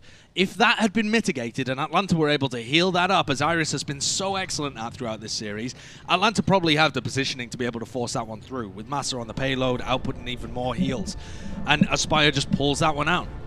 He's been, I just want to reiterate again, for a rookie contenders level player that just came into the league last minute, this season has been a breakthrough performance from Aspire in a way that I haven't even seen in Owl necessarily. I can't remember another player with a story like Aspire's. It's inspirational. That's what it is. Yeah. I mean, there's definitely a collection of very vocal voices that are, you know, hell-bent on singing the praises of contenders' talent across the board for very good reasons. Like players like Aspire, who, you know, they get that one opportunity where he was coming in, filling in on a 2 weeks contract. This is that headshot onto Edison that I was gushing over. That was just ridiculous. But yeah, I mean, it's lovely to see the contenders players get brought up into the system, get the opportunities, and then go on to just absolutely excel. That's what Aspire's been doing this entire time. Here we go, Brent. The forward defense from the Atlanta Reign, the Reinhardt comp. They have been doing quite a bit of this, and it's been pretty successful too. Oh yeah. They find the first pick. Just need to hold on off the back of that one. Get the pick off. Edison taking a bit of damage here. Playing back to the cart. and it's very effective. Despite the Toronto Defiant setting themselves up with that full hold just before checkpoint A, Atlanta Reign are going to start to whittle off the minutes, essentially, or maybe just seconds. The Toronto Defiant are lucky here. They need some way to just entry up, though. The window already built up here. Michelle's demeched, yeah. I mean, just absolutely taken from 100 to 0 real quick. Iris is building these windows insanely fast. He's sometimes managed in this series to build 2 in one team fight. One at the beginning and one at the end. And that's just the way that Atlanta Reign comp works. Iris is constantly putting out damage from the backline and healing onto everyone because they're all just playing as one big deadfall. I like the positioning from the Defiant's backline, but they're probably going to need some ults to turn this around. And Michelle's only just got back in mech. Iris taking so much damage. What a stick off onto the side, but I believe that was the Immortality Field just stopping that one in its tracks. The Atlanta Reign still have ultimates. Lastro goes down and Aspire off around the corner. This is looking a little bit shaky now. The Toronto Defiant, they had 4 minutes. This card has not moved off the front door. But they found Iris. That is so crucial. It's what Aspire was going for the entire time, and with a bit of help from Michelle, they took down the Batiste. Now Atlanta, they can't really hold forwards. Even if they make this decision, they're probably going to die in this team fight because they just don't have the healing and the sustain to be able to fight it properly. So here you go. Toronto are going to invest the rally and fight. Well, the rally's committed on either side. Now the Molten Core as well, but that Dragon Strike, the positioning and the mines, it just cleaved straight through the team, split them in the middle. They could not do a thing. Yeah, and that's just not having the back there. Yeah. They weren't really set up to succeed at that team fight. All of them so low off the back of Iris going down. And they committed the rally into that fight as well, Josh. Yeah, but I think crucially they drew the offensive rally out. They all died on the payload, so they stopped progress from happening. They're still going to be able to get another team fight here. And the rally is way more important for the Defiant because they need that sustainability. It's kind of hard-baked into Atlanta's comp. The self-destruct comes through. Edison's actually gone down very early here. Kai as well, no more DPS. Now it's all up to the backline to try and make things work, but Aspire's already taken care of one aspect of it as Iris is gone. This cart, it's going to be moving forwards here, Josh. A minute on the clock, but that's plenty of time for exactly what Toronto Defiant want to do. And now they're going to need a miracle. Can anyone touch? I don't think so. Who is even going to be able to get there? They've Symmetra teleported themselves forwards. It's only Massa that would even be able to touch. That is not going to be effective. And Atlanta Reign, they are not going to be able to win with their tankier Reinhardt-based composition. The Toronto Defiant put their first on the board. They answer back, potentially the first of many as well. The Toronto Defiant have been playing a fantastic series. Individual step-ups, I think, from all of them, but as well as that, I think the team effort as well. The comms, you can clearly see that this team has stepped up to the challenge of the Atlanta Reign. A team that most people were lauding as potentially one of the best in the West at the moment. I think they are really making it very difficult for them. We're going to go to a short break. On the other side of things, of course, we're going to see how far can the Toronto Defiant really take this. It's still map point here for the Atlanta Reign, but maybe there's a chance in hell that the Toronto Defiant might be able to come back into this.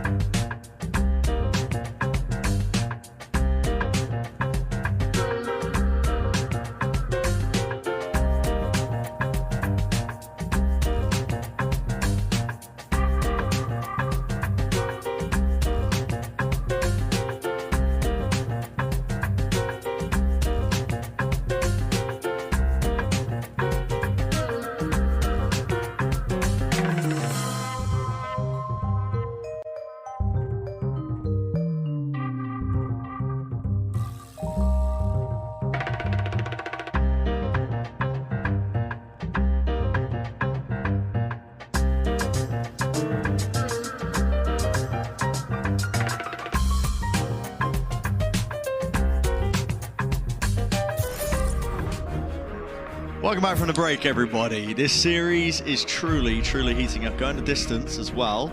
And my co-caster Josh, I'm not going to put him on the spot here. He's been shoveling food in his mouth in the break, and he's managed to put hiccups in himself. So yeah, I'm not even sure if he's going to be able to respond to this. Probably. I mean, you just for the safety. Yeah. You just said you weren't going to put me on the spot, and then you did. You just threw me under the bus. I think I managed to get rid of the hiccups. So we'll see. We'll see. Yeah, I mean. Well, they say that the best way to get rid of hiccups is by putting people on the spot and surprising them. So I figured you would be so shocked that I was including you in this into the broadcast that maybe it would serve its purpose. I don't know. Keep eating, mate. Truly. I can talk about Nice coming in for Aspire. You don't need to worry about it. Truly, you are a genius. Yeah. I mean, yes, idiots savant. Is that what they call it? Yeah. That's about right. Oasis is our next map here, and the series, I mean, it's not over by any stretch of the imagination. The Toronto Defiant have been showcasing that they've got what it takes to really go blow for blow against the Atlanta Reign. Even in the earlier portions of this series, on the maps where, I mean, if you just look at the scoreline, it looks, well, okay, the Atlanta Reign really winning it out early on, but they have been fighting tooth and nail to stay into this. This is a team that is desperate to get that experience of going to Hawaii, of potentially getting some points on the board in the Countdown Cup as well, and having some major implications in the standings. That is what they're all fighting for currently. And on the other side of things, the Atlanta Reign, another team that desperately wants to go back to Hawaii and prove that they can really compete with some of the best in the Overwatch League overall. The past two tournament cycles, or the past few tournament cycles, have been a little bit disappointing, I think, for the team overall in terms of their expectations and what they wanted to bring. But if Atlanta Reign are able to make it to Hawaii, they'll have tied the best teams in the league in terms of how many appearances, right? No team has got there all 4 times, with Dallas not in the running and Shanghai no longer, they didn't even make it into the play-ins. The Atlanta Reign are going to be up there in terms of most appearances. They just are 1 map away now from being able to book their spot. We'll see if they can do so. The Genji Hanzo rears its head again. I mean, maybe they just heard you, Josh. They wanted to prove you wrong, really showcase where this comp can shine. It's going to be hard, I think, against the Atlanta Reign's composition, though. Still running the Orisa-based stuff. They have a good positioning onto the point. Nice when he was going for a bit of the damage off onto the side. Edison is the one who's really supplemented the damage in. Kai's the one finishing him off with the burst damage that he can bring. And that is an instant teamfight win. And the composition that Toronto Defiant run with this particular variation when running the Genji alongside the Ana as well, they're looking to just rotate these ultimates, but it really does rely a lot on winning that first neutral fight so they can set themselves up to just snowball away. It's so hard when they're on the attacking side of things. Yeah, here we go. Window being deployed as well. They might have to back off, but the Defiant do not want to be anywhere near that. And now Edison without a Tracer on the other side. Wait, here we go. Nice. He didn't even have Blade.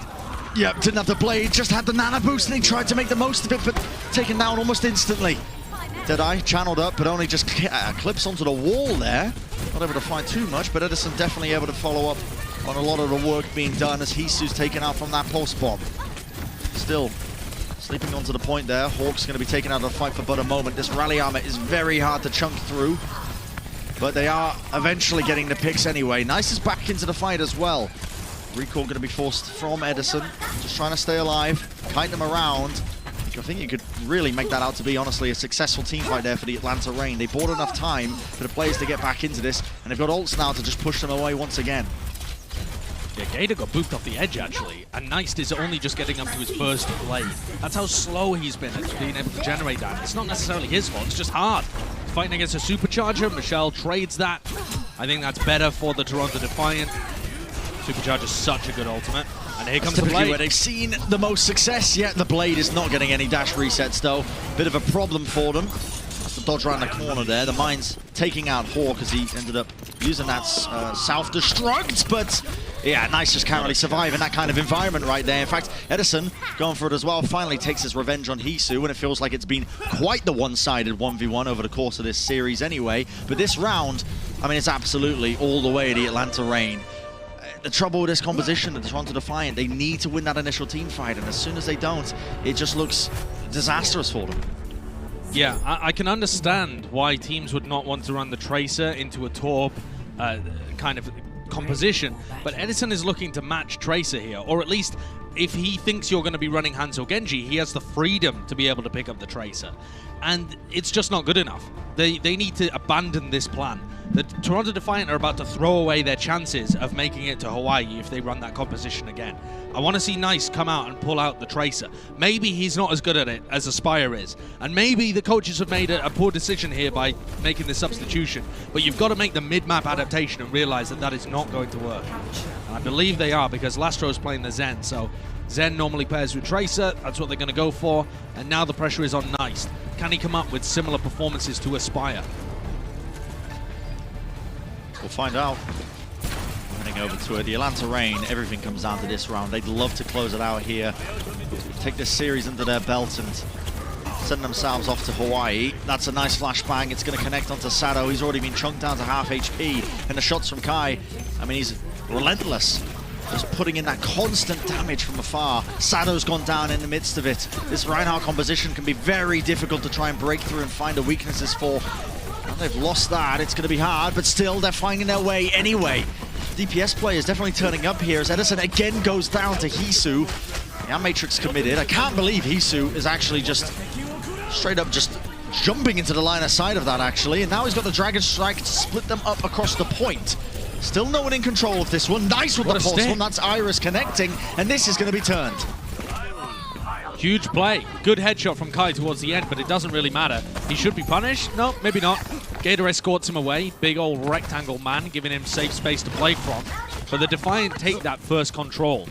And a lot of that, I mean, again, Hisu manages to find a really crucial pick onto Edison, and that starts to set things up in their favor. But Nice with the pulse bomb to be able to eliminate Iris was also pretty crucial. They managed to recover that as well, the Defiant, despite the fact that Sado died. And here we go, they're going again aggressive with the rally. I love this defensive aggression from the Defiant. It's worked for them so well this series. Yeah, with Massa down, I don't really know how you can appropriately respond. Pulse bomb in hand though. Edison looking to potentially turn it, has to just track down Sado there to push him out of the fight. But they have to wait for Massa to come back before they even think about re-engaging. Now they can move forwards. Really seeing the weaknesses exposed in this Reinhardt composition. It doesn't have much in the way of mobility. They're just trying to get onto the point and now take a team fight, but they've had to use the rally to do so. Rally is so powerful though, it gives them enormous amounts of sustain, and they're immediately out. Look at that crossfire as well from Hisu. Iris worried, has to pop the Immortality field, taken out immediately by Sado as well as he just rolls through everybody. Hawk as well with a huge self-destruct, punishes Sado for trying to get into them. That's a huge bomb, but potentially even bigger Dragon Strike there. Edison though is going to make sure that Hisu doesn't get away with murder like he has been. Takes him out with the pulse bomb. It's one of the first times I feel that Edison has successfully punished Hisu. Yeah, it has felt like a one-sided duel between the Tracer and the Hangzhou, which shouldn't be the case. The Hangzhou should be losing that almost every single time. They're trying to Defiant now, obviously just committing the bodies to the point. They're trying to stall this out for as long as possible, which turns out is a long time when you're playing on the city center. Huge area to play around, but eventually going to be wrangled away from them, and now the Atlanta Reign can look to just build up that percentage. Yeah, here's another moment where Defiant can push back in with the rally. You're going to wait for Ansun J to get up to 100%, get Nice, Sado in position. They're working around the right-hand side. They're actually bullying Edison at the moment, pushing him out. And now they're going to look for a rally engage. The Shadow early doesn't catch too many people, though. What? The pulse bomb! Massa, I think, shield bash possibly towards the rest of his team. Power drived into it. It set them up for the two-piece. That is surely going to close out this round. What a statement to make. And the Toronto Defiant instantly looks so much better just running Nice on Tracer. He isn't a slouch on it. It's working well. His pulses have been fantastic. The timing has been good on them too. Now Atlanta pushing back in. All right, Edison's going to be able to get a touch and trigger overtime, but how do they win this? Window? Deadeye? It hasn't been that effective. Sado and Nice are looking to try and punish it. Yeah, Edison with no more recall as well, but he has the rally armor onto the back there. He wants to try and take out Hisu, and he is going to find his mark. But while all this was going on, Nice was uncontested. He's already got two. Iris and Kai out of the fight. Edison's going to have to come up with something absolutely massive here to try and turn things. Self-destruct onto the point. He can keep this going, especially hiding behind the shield of Gator. But Gator's being bursted down anyway. Nice, still uncontested. The beat down. What a performance. Essentially just closing that one out almost single-handedly. Amazing stuff from Nice on Tracer. He's having massive impact. Edison as well has found his moments to be able to shut down Hisu, but I would have wanted them to stick with Nice on Tracer. Now, having said that, they're heading into Oasis University. It tends to be the most brawly segment of this map. And so you're expecting the rain to come out here on either another Rhine comp, maybe an Orisa comp. Let's take another look at this final area. You can see him just harassing Edison, pushing him away. Oh, it was both. It was the Brig Shield Bash into the pile drive Bren, and it just did immense amounts of damage. So now the Toronto Defiant are going to go for this Sim May comp. They ran it against Paris, and it was very successful there. So we're not going to see any of those Tracer duels. Edison has preempted this, and they're running a Farah Hangzhou. The compositional advantage, I think, goes to the Atlanta Reign here, but their comp is a bit slower. Yeah, the rockets being hammered into them, though. You can see the amount of damage they're doing. This might end up working in the favor of the Toronto Defiant. They've got a huge advantage with the Am Matrix. The Concussion Blast, though, has split them all to pieces. Edison has to play around that Immortality field. This teleporter, though, is brutal. They're chopping and changing the positioning constantly, but the Atlanta Reign, if they can get the win here, it could be massive. Still, Lastro, it's an early build up there, that Am Matrix. Of course, the damage just coming in from those rockets means he's built it up instantly. And they are going to win the team fight off the back of it. That's crazy. All of the damage that Edison did ended up helping the Toronto Defiant. They just added pressure, threatened the reposition with Hisu's teleport, and they found immense value out of it. Hisu as well doing crazy damage in the middle of this, up to 83% of his ultimate. Edison is not going to find the easiest opportunities to go for a barrage. I think Michelle's on the case. But without Lastro having a window, Toronto look like they want to be the aggressors here. I mean, that's a lot of damage onto Sado. It's a window of opportunity, especially when they're booped forwards like that. You can see it's a defensive ice wall. They were just propped up there. And now we see it's a window from the Atlanta Reign. This is going to give them space to work with. Going to try and cap up this point, but the Toronto Defiant, they're not going to give it up that easily. Simmore to split them up. Across the point gives them the damage mitigation they need now to take this fight, and especially with Hisu set up in this position. That is a barrage from on the high ground. Nothing to really deal with it, but it was so far out of range. It didn't really do too much either. Still, the Dragon Strike definitely got a bit of work done. And now with the Rockets, they should be able to win out the team fight. Assuming they can take out Hisu, a wonderful hold to set up that one. That's Gator comboing it up with his DPS players. It's a great team fight from Atlanta, but the damage has kind of already been done. 62% for the Defiant, and Atlanta Reign's comp is slow even when it's winning, because it's about the spam damage coming from long range from the Hangzhou, from the Farah. And now the Defiant have just gone for a big swap. I'm sure Sado would like to swap his hero around as well, but he has the Supercharger, and it's just such a valuable ultimate. But Nice moves over to Tracer. He had one hell of a round just before. They're trying to play aggressive right into them! The Discord Orb, though. Lastro made the switch over to the Zen to switch it over. And the Toronto Defiant investing so many ultimates and coming up with huge rewards. This is a team fight that's going drastically in their direction. Especially the yoink down to the low ground. That's a D-Mech onto Hawk, and they're not even going to finish him off. So he's going to have to essentially reset now. Find his way back to the team. It's not over just yet, but the Toronto Defiant, they quickly found their footing in the back of that team fight. Yeah, amazing response from them. There was so much pressure as well. Gator put down an early Supercharger, and there's just enormous amounts of damage, and the Toronto Defiant read it. Hisu again with a phenomenal headshot. Now they've got to work their way around Kai. Been a bit quiet in this series, honestly. Lastro's gone! That's a good pick. They don't have the Immortality field to try and withstand that kind of damage. And Lastro just a sitting duck. Hisu falling as well. That arrow just, again, finding its mark here. That's a flip over to the Atlanta Reign. They desperately needed it. The Defiant can be quite pleased that they managed to bring this timer up to 96%, so they know that a single team fight stands between them and potentially prolonging this series out and having a chance of going to Hawaii. What an upset that would be if the Defiant could just manage to find another team fight win. They'll push us to that crucial decider map. Atlanta do not like to give these situations up, though. Against an elite team like the Reign, these are some of the hardest team fights to win. They don't have that many resources. Yeah, they don't have ults right now to try and win it. That is immense from Hawk. He needs to be able to eat that, but the fight's not over just yet. It's a big play. The team's going to be feeling empowered off the back of this one, but they've got to peel now. Nice is going to fall. 75% and counting for this ult. Edison's got to find it now with the pulse bomb. He doesn't quite get it. Great try, though. See, Transcendence comes through, but Anson J goes down. Bursted through all of this damage that's being done because Iris, he's built up another window. Now it's about 90% and counting. The Atlanta Reign might just be able to close them out here. Toronto Defiant have got to go for a reset, but the Atlanta Reign are doing a fantastic job of bullying them, getting them off the respawn. Is anyone even close? They have a Tracer hiding behind. Nice, just manages to get onto the point. The rally is popped. The Defiant look like they're out of it. Can anyone touch this one? Anson J forced to just walk forwards, but he goes down. One at a time, they are toppled, the Atlanta Reign. They say it's not your territory. At the end of the day, they are the ones who want to be going to Hawaii. The overtime still going. It's desperation for the Toronto Defiant. You can see them drastically making the switches in the spawn door for even a chance to try and touch, but it's not going to be enough. GG's in the chat. A hard-fought victory there from the Toronto Defiant. But ultimately, it's the Atlanta Reign who are the ones who succeed, and they are going to be going to Hawaii. And Toronto did put their heart and soul into it. They look devastated. It's the end of their regular season. But I think they can be proud with how they performed. That was the best Overwatch I've seen come out of Toronto all year long. It's set up pretty excellently for the postseason. But on the other side, the Reign matched the top dogs. Third time going to Hawaii. They know what it's like to be in this position. And that experience, it feels, just pushed them over the edge. Making the right compositional adaptations, players stepping up at the right moment as well, taking those team fights, finding the executes. And they are going to be your first representative from the West. Yeah, they are going to be advancing in the Countdown Cup tournament.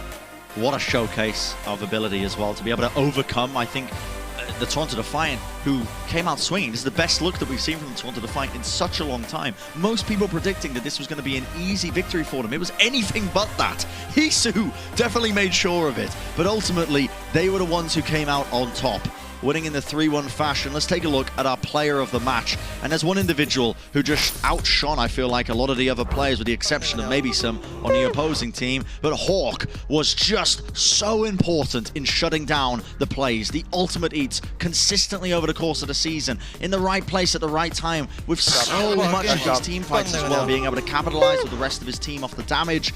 I mean, the guy was just ridiculous. Yeah, you might forget because a lot of it happened towards the beginning of this series, but Hawk was an absolute monster. He was shutting people down all over the place, got a couple of eats towards the end here as well, and he just applies constant pressure. This has been, hey, if you want to call it a breakout season for Aspire, absolutely, but to me, it has also been a breakout season for Hawk. We knew what he was capable of when we watched him go to the Gauntlet and have fantastic success in Tier 2. But this year has been the year when he showcased that at the Overwatch League level. And you can see he is helping the Atlanta Reign in these big moments, in the games where it matters, the games that people are going to remember, the games that get you to these big placements towards the Countdown Cup or even the postseason. Because let's not forget, Atlanta may still need some kind of league point from the Countdown Cup in order to secure their place in the playoffs. They're not just fighting for pride or for prize money right now. They're fighting because their season may rely on it. And everyone was playing up to scratch. I don't feel like this was an underperformance from Atlanta. I feel like this was Toronto really leveling up their game and making it a match. Yeah, for sure. I mean, as well, I love that you mentioned that as well. I mean, these guys, the tank line in particular for the Atlanta Reign, just completely stepping up. The hashtag win for Pelican as well. They won for Pelican. Done it. They won for Pelican. Yeah, they're going to be going to Hawaii, and he should be all healed up as well, so that he'll be able to play when we eventually get round to that stage of the Countdown Cup as well. We have an interview with Iris coming up as well after the break, and of course, one more match for the day, and you know you're not going to be wanting to miss that one. It's the San Francisco Shock going up against the Gladiators as well, so stay tuned. We'll see you in just a few. I'm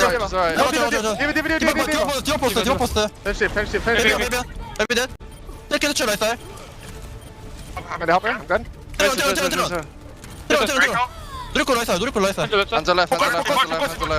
On. Nice job, gentlemen. Nice job. 깠네 그냥.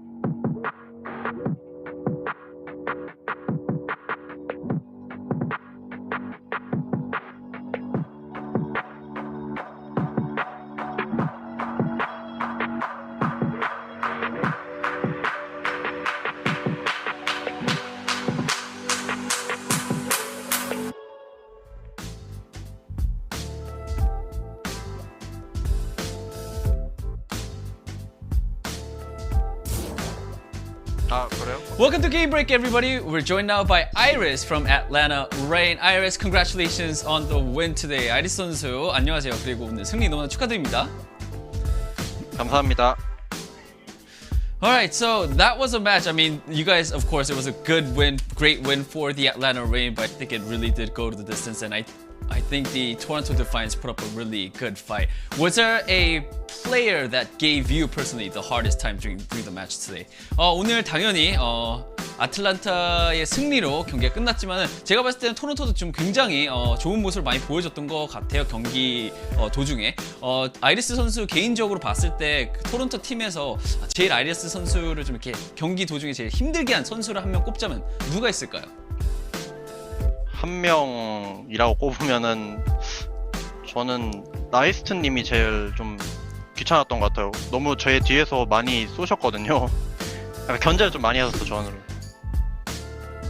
I mean, if I really have to pick one player from the Toronto Defiance, I think I would have to go with Nice. Mainly because he just was focusing on our backline, me and, of course, my teammates, just constantly shooting at us and just constantly being a troublesome player for me and the backline for the Atlanta Reign. All right, following that question, of course, this is actually your third time going to Hawaii now. Last time you guys unfortunately got eliminated in the first match. What can the Atlanta Reign do in order to win it all this time around? 자, 두 번째 질문은 이번에 오늘 승리로 다시 또 한 번 하와이를 가시게 되셨습니다. 이번이 세 번째인데요.